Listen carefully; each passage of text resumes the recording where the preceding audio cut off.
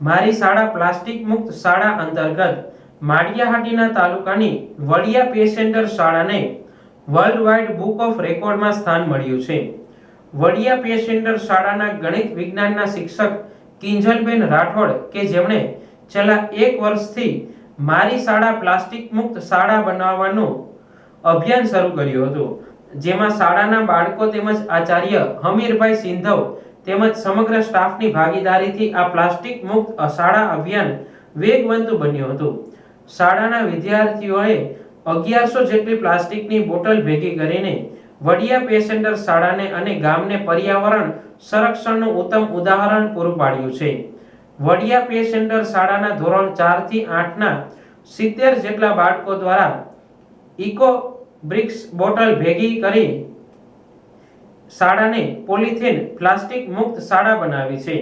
આજની વૈશ્વિક સમસ્યા એ છે કે પર્યાવરણને પ્લાસ્ટિકથી કઈ રીતે બચાવવું.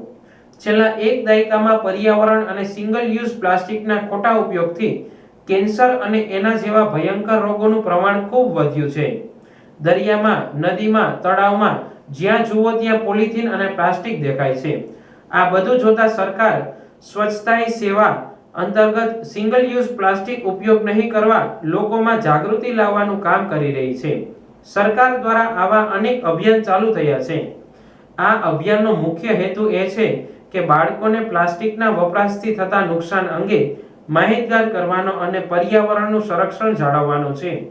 તેમજ બાળકો પોતાના જન્મદિવસ પર ચોકલેટના બદલે મુઠ્ઠી અનાજ લાવે અને પક્ષીને ચણ નાખે.